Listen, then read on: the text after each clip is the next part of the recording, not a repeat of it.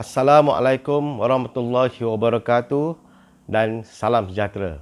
Seperti biasa, saya akan mulakan video ini dengan meminta tuan-tuan dan puan-puan untuk subscribe channel YouTube Dr. Amran untuk memberi saya ruang dan peluang berkongsi pengalaman, berkongsi pandangan dan juga pastinya mempromosikan kerajaan tanpa DAP menjelang PR15 akan datang.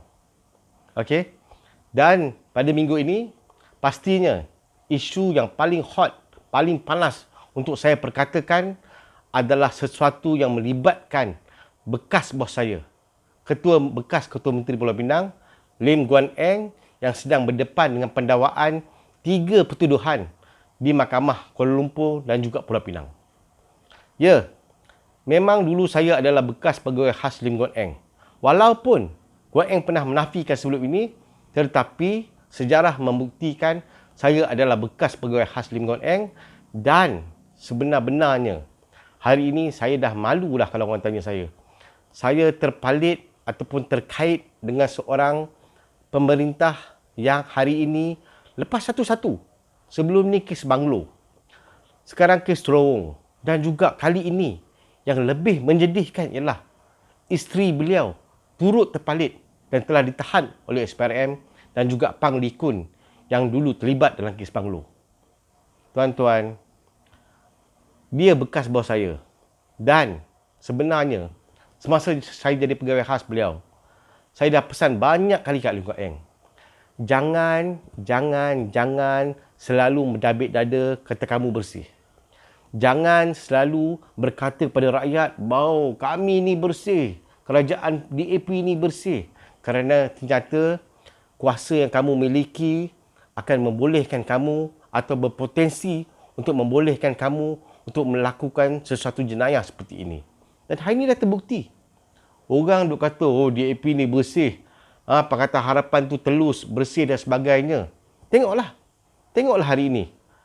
DAP macam biasa, selain daripada kempen solidariti bersama Guan Eng, mereka akan terus mengatakan bahawa pendakwaan ke atas Guan Eng ini sebagai pendakwaan bersifat politik, konspirasi untuk menjatuhkan DAP dan sebagainya. Come on lah. Be fair.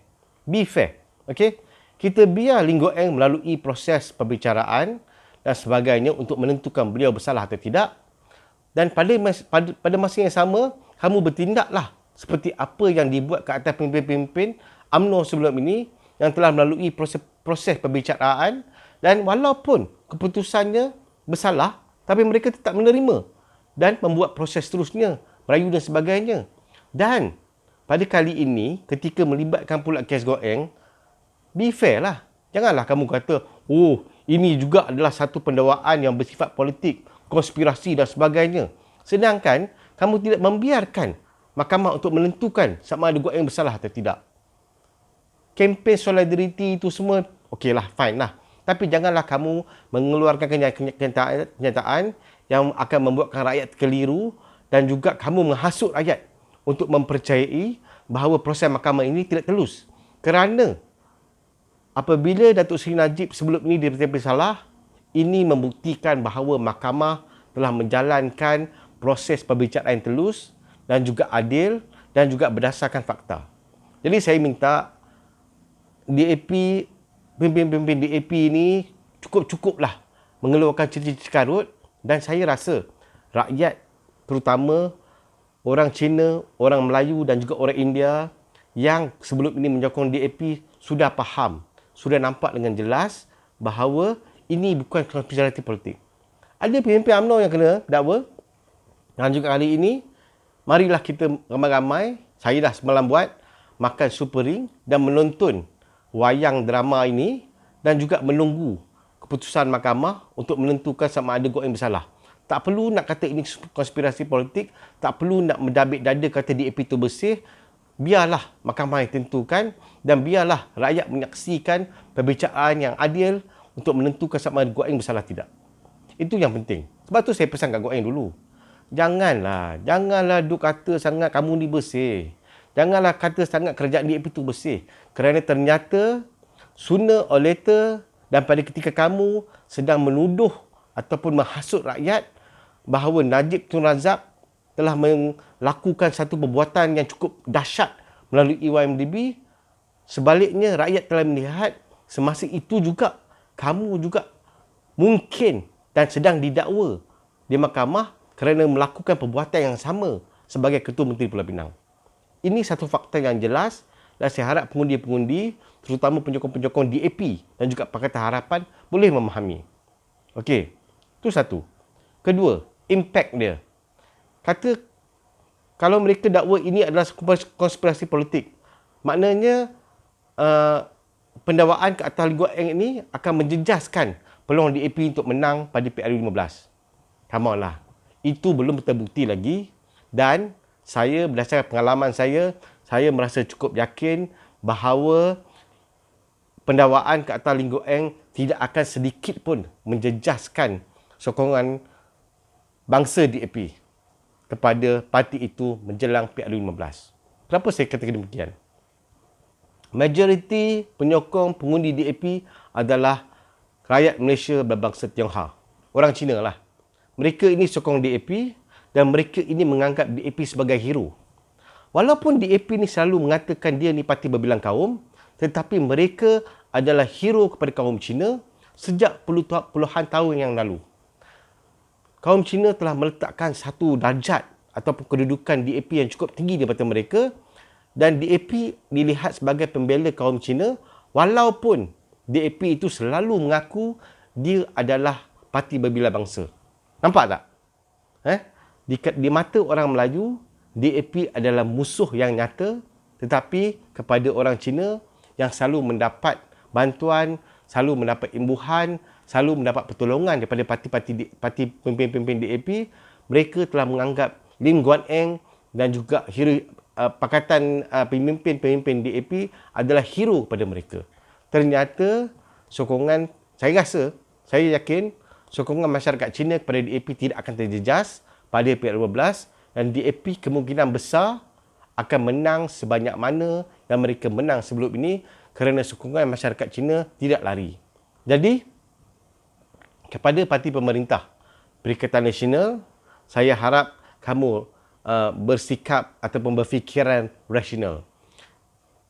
Undi masyarakat Cina tidak akan balik kepada PN ataupun masyarakat Cina tidak akan mengundi Perikatan Nasional hanya kerana Lim Guak Eng berdepan dengan pendakwaan kes rasuah. Ini belum cukup untuk mengembalikan sokongan masyarakat Cina kepada Perikatan Nasional, tetapi saya cukup yakin bahawa sokongan dan juga undi masyarakat Cina akan tetap diberikan juga kepada DAP pada PRU 15 akan datang. Itu sudah pasti. Dan juga kalau nak tanya saya bagaimana untuk menarik undi Cina, saya tidak boleh ceritakan di sini, tetapi mungkin ada beberapa cara yang Perikatan Nasional, terutama MCA boleh lakukan ataupun UMNO juga boleh lakukan untuk menarik undi masyarakat Cina kepada Perikatan Nasional. Tapi itu lain cerita lah.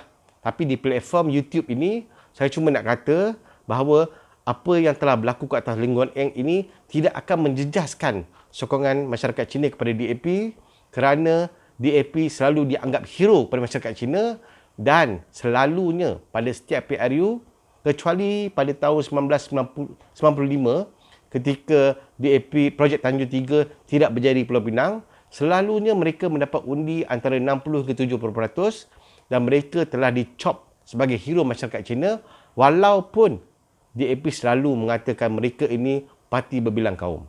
Dan pada PRU 15 akan datang, saya cukup yakin DAP akan meletakkan lebih ramai calon Melayu kerana mereka tahu dan juga mereka mahu memperbaiki imej anti-Melayu, anti-Islam kepada DAP di mata orang Melayu dan saya rasa mereka akan letakkan calon-calon Melayu ini di kawasan-kawasan yang kelabu ataupun berpotensi kalah.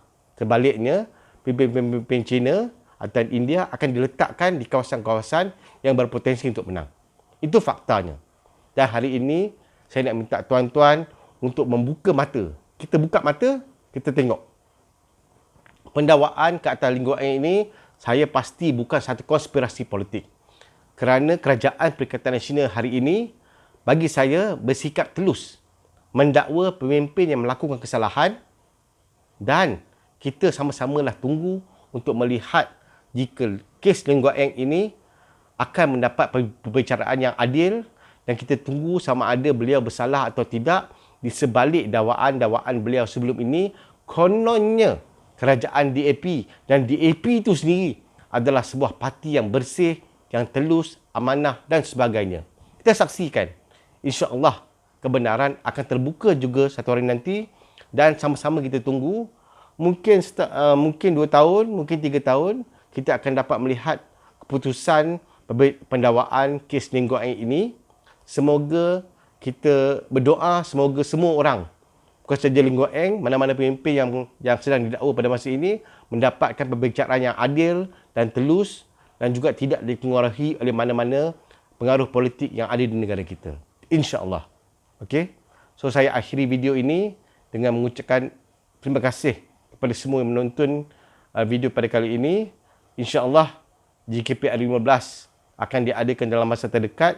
Saya berharap kita semua akan menyokong dan mempromosikan kerajaan tanpa DAP.